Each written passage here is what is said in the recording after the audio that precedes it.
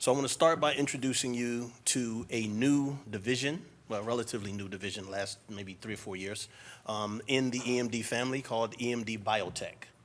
EMD Biotec is a division of Merck which is focused on bringing new innovation to the drug discovery market. Okay.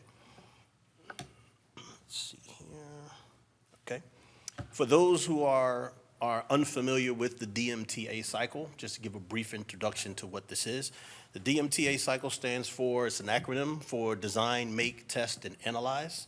It is basically the core initiative process that drug discovery scientists use to actually go through the process and actually conduct the research.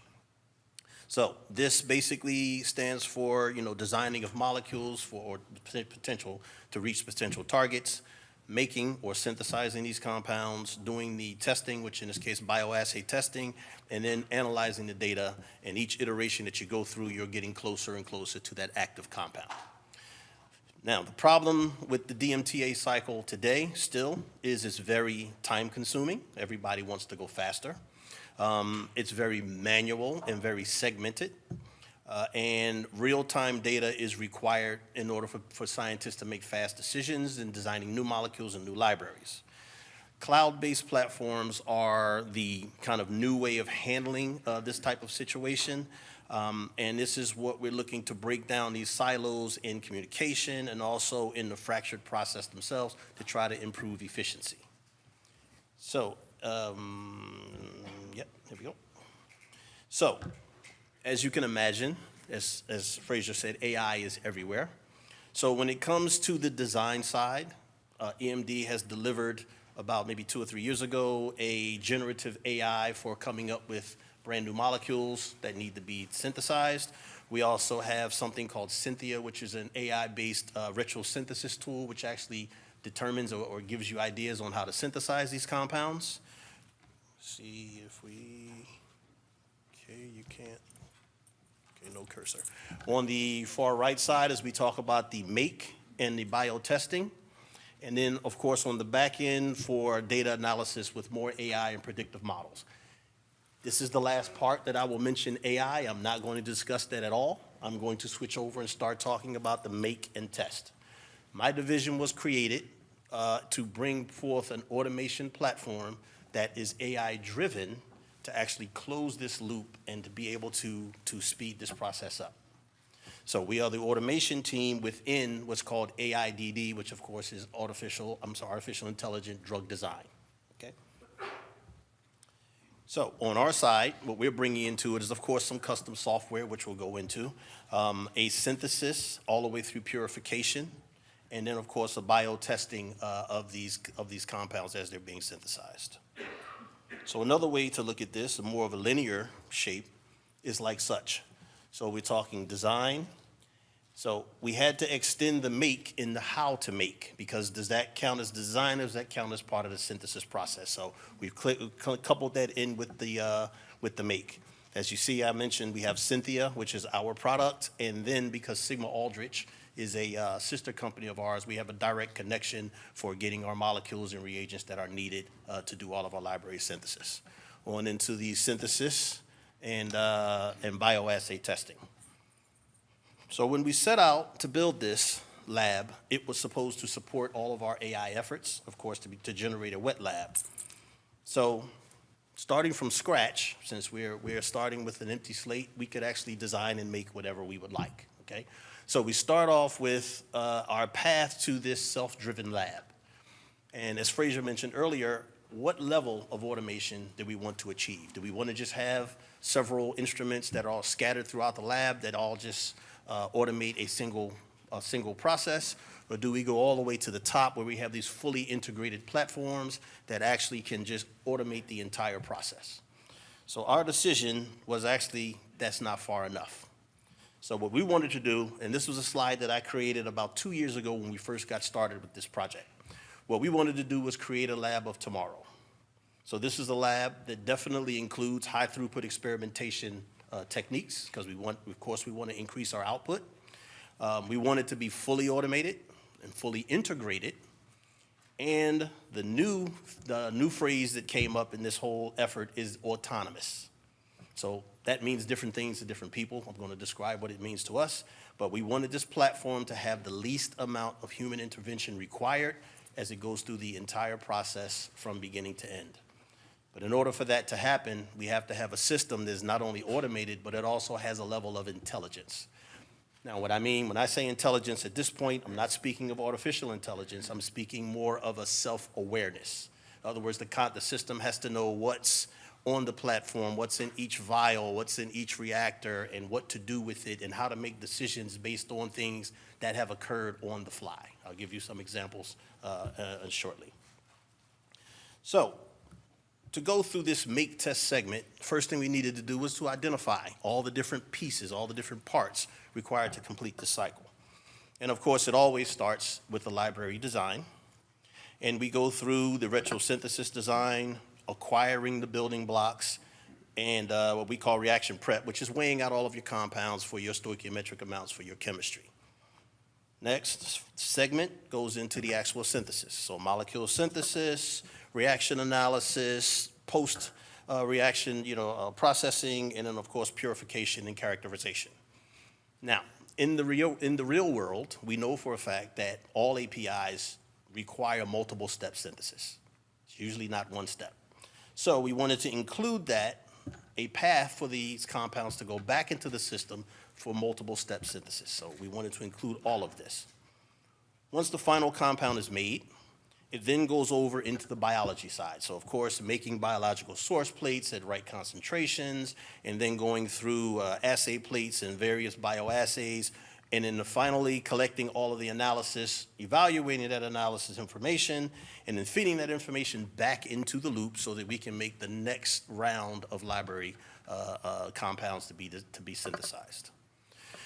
When we looked at all of this, the first thing that came to mind is that there's a lot of steps here that's across a variety of different disciplines, a variety of different areas.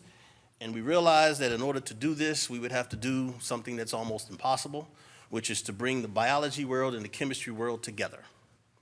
Now, two different worlds, things are obvious. Biology is aqueous, it's clean, it's very, very finicky. Chemistry is organic, it's considered more dirty, so on and so forth.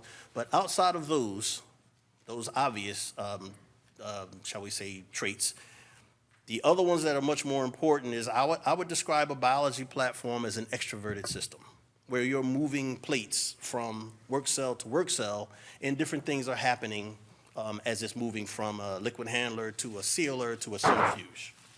Whereas on the chemistry side, it's more introverted. Usually you're bringing everything into a chemistry platform. You're bringing the solvents, the reagents to a reactor, and you're doing the chemistry there.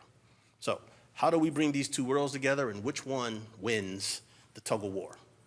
We decided to make our chemistry world look more like the biology world because we wanted to take advantage of things like dynamic scheduling and things like being able to run several processes in parallel. And this would allow us to get the throughput that we wanted to achieve. And what we ended up with is a system that we partnered. This is where we scoured the market for who could help us build such a platform. And we ended up partnering with Biosero to generate a system that looks like this. So in this system, and this is a CAD design of the platform, it is very large. I can't show you pictures of this because literally there's no place in the lab that you can stand and actually take a picture that is meaningful, okay? So the only way to show this is to show the full design like such. But starting from the far left, this is all the chemistry side of the platform, and this is the biology side of the platform. So not only have we brought these two worlds together, we've brought them together inside of one lab, okay? And the idea behind this is we wanted to build a fully autonomous, robotic, fully integrated, just throw all the buzzwords into that description and you won't go wrong. And we really wanted to bring this to an end-to-end integration to really get us the highest level of efficiency that we're looking for. Okay?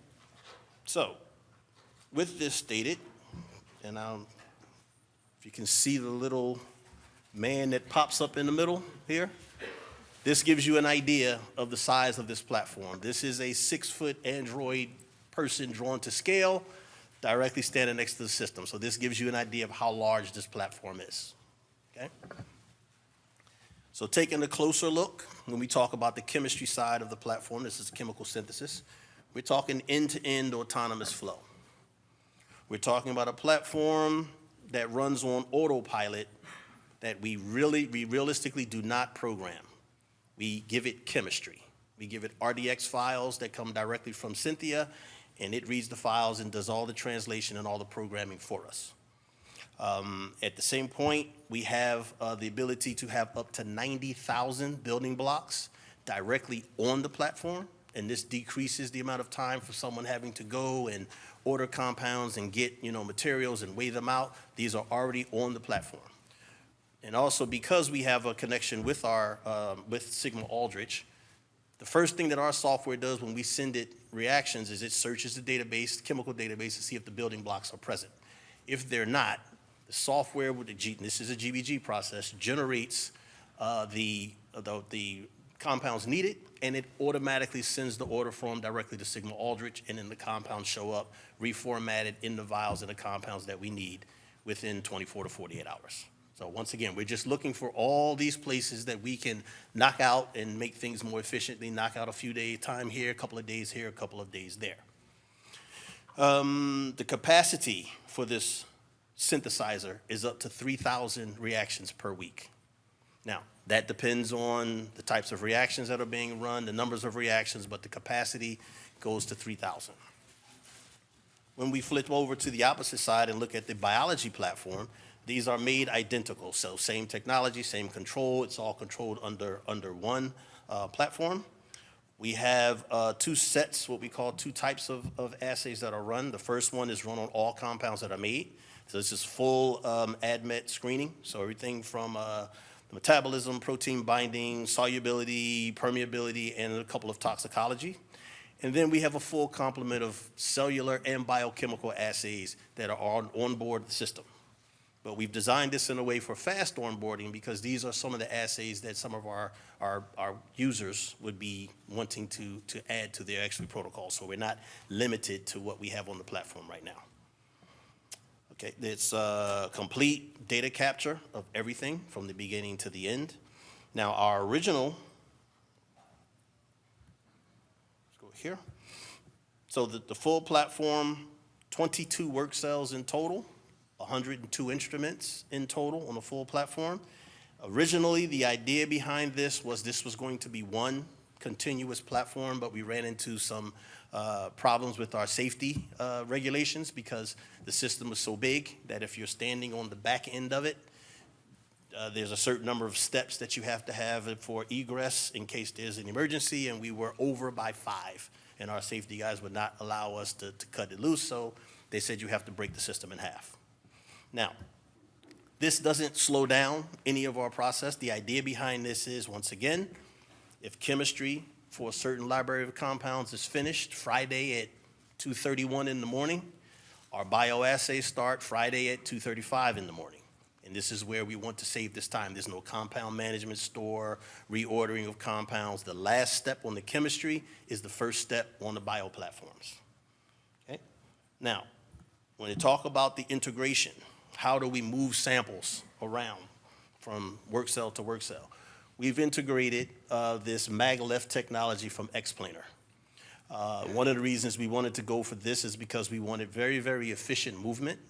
And in this case, they're called pucks. We can tell them go from this workstation directly to that workstation, and we don't have to travel. As you can see, the distance of the lab is very large. We don't have to travel the distance around the lab for things to come back in place. So a very smart system, very intelligent, which is what we were looking for, and this allows us to get our samples from point A to point B as needed. Now, when it comes to the biology side, as this is not a joke, it started as a joke, but it turns into a real thing. So we've incorporated the Boston Dynamics Spot dog into our workflows. So it serves two purposes. First purpose, when the chemistry is ready, the library and a plate is made, it will pick up the plate, as you see here, from one system and deliver it to the biology platform. And the delivering it to the biology platform is what kicks off the assays that are already set for those particular programs. Second thing it does is if we're running low on tips in a certain process or we need some other labware and it's after hours, GBG calls the dog and sends the dog on missions, and it goes and picks up, different labware and brings it to the platform. And the idea here is just keeping with this autonomy, keep the process flowing, and keep moving through the night or the weekend without these kind of small hiccups.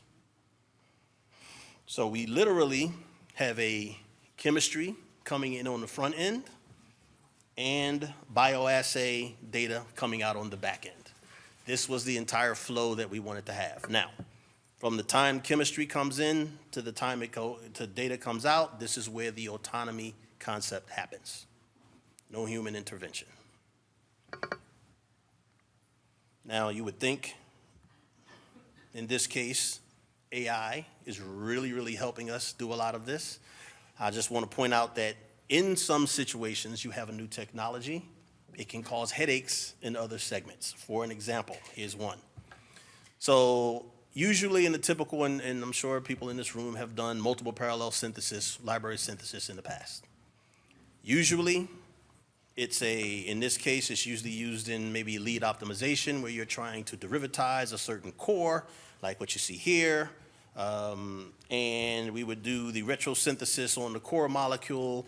And in this case, your library is designed specifically based on it's a single-step synthesis.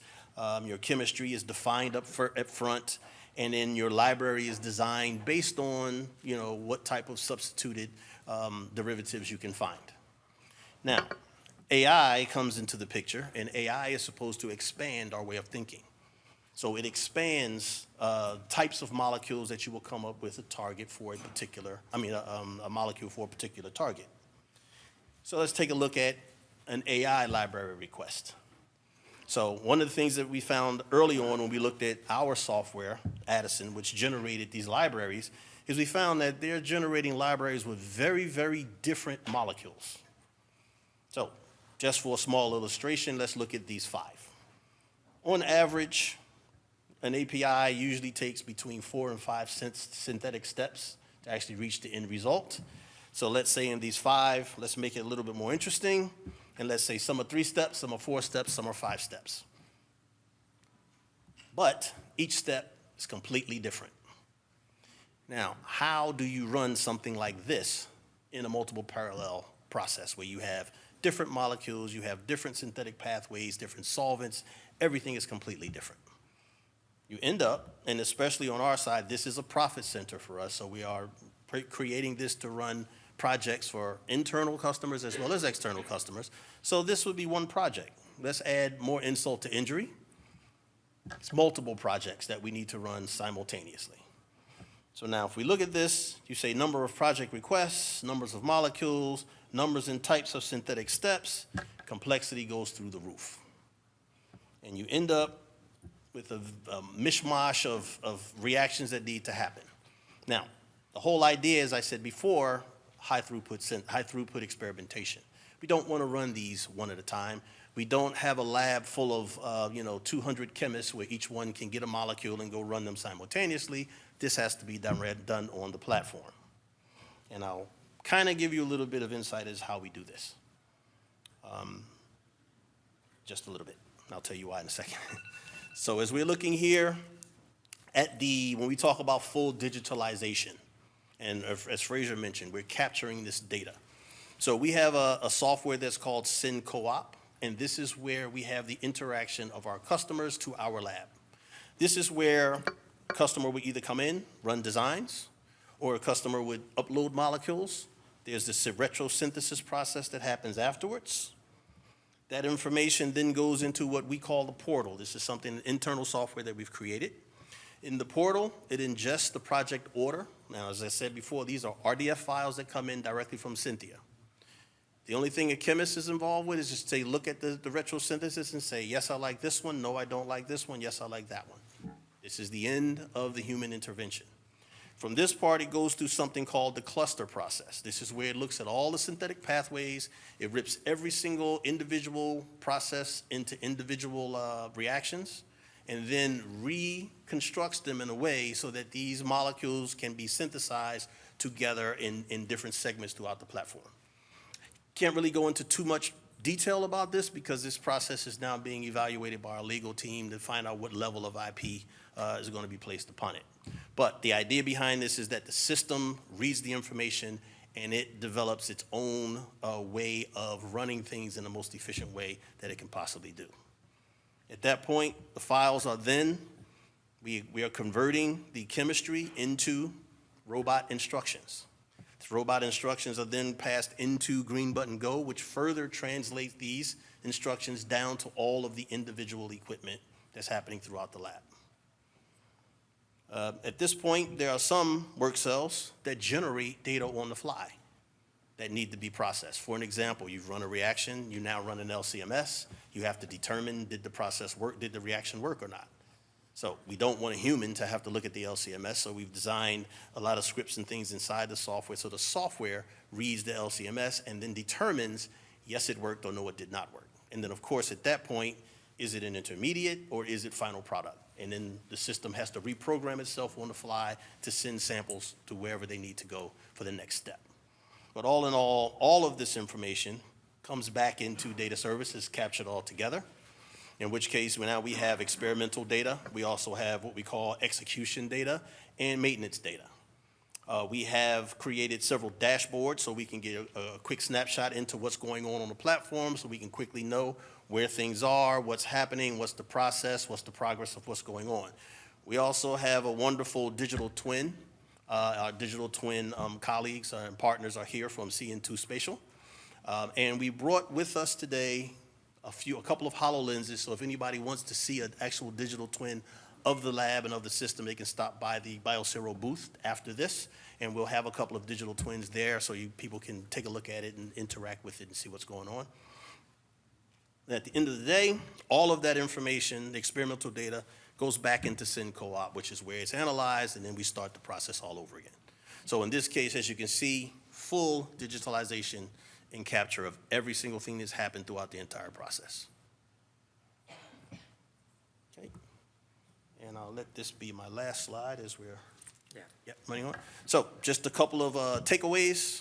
As I said before, chemistry and biology integrated into one platform, end-to-end design, so that we can actually start and go all the way through and end up with our data. Digitalization, full capture of all information, whether it's chemical, biological, hardware, whatever the case may be. Intelligent automation and advanced laboratory equipment.